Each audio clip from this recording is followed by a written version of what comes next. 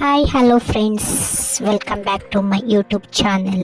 ಇವತ್ತಿನ ರೆಸಿಪಿ ಮಖಾನ ಲಡ್ಡು ಮಾಡಲು 100 ಗ್ರಾಮ್ ಮಖಾನವನ್ನು ತಗೊಂಡಿದ್ದೀನಿ. ಅದನ್ನು ಚೆನ್ನಾಗಿ ಒಂದು 2 ನಿಮಿಷ ಫ್ರೈ ಮಾಡ್ಕೋಬೇಕು.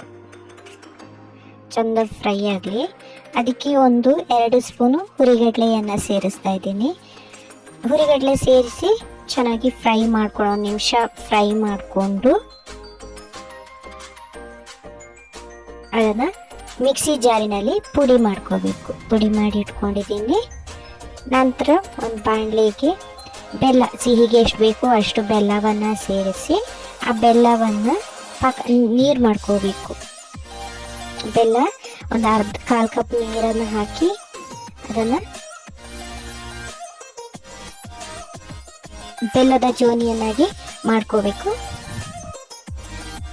ಸಕ್ಕರೆಯನ್ನು ಕೂಡ ಬಳಸ್ಬೋದು, ಆದರೆ ಬೆಲ್ಲವನ್ನು ಬಳಸ್ತಾ ಇದ್ದೀನಿ. ಬೆಲ್ಲ ಆರೋಗ್ಯಕ್ಕೆ ಒಳ್ಳೆಯದು, ಸೊ ಹಾಗಾಗಿ ಬೆಲ್ಲವನ್ನು ಬಳಸ್ತಾ ಇದ್ದೀನಿ. ಸೊ ಗೈಸ್, ಯಾರೆಲ್ಲ ನನ್ನ ಚಾನೆಲನ್ನು ಸಬ್ಸ್ಕ್ರೈಬ್ ಮಾಡಿಲ್ಲ ಇನ್ನು ಸಬ್ಸ್ಕ್ರೈಬ್ ಮಾಡ್ಕೊಳ್ಳಿ. ಇವಾಗ ಆಗಲೇ ಮಾಡಿಟ್ಕೊಂಡಂತಹ ಮಖಾನ ಪುಡಿಯನ್ನು ಸೇರಿಸ್ತಾ ಇದ್ದೀನಿ.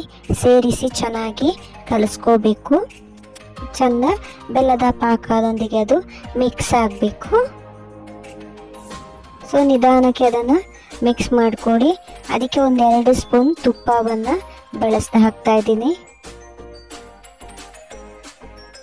2 ಸ್ಪೂನ್ ತುಪ್ಪವನ್ನು ಹಾಕಿ ಮತ್ತೆ ಚೆನ್ನಾಗಿ ಮಿಕ್ಸ್ ಮಾಡಬೇಕು. ಅದು ಚೆಂದ ತುಪ್ಪ ಮತ್ತು ಬೆಲ್ಲದ ಜೇನಿಯೊಂದಿಗೆ ಅದು ಚೆಂದ ಮಿಕ್ಸ್ ಆಗಬೇಕು.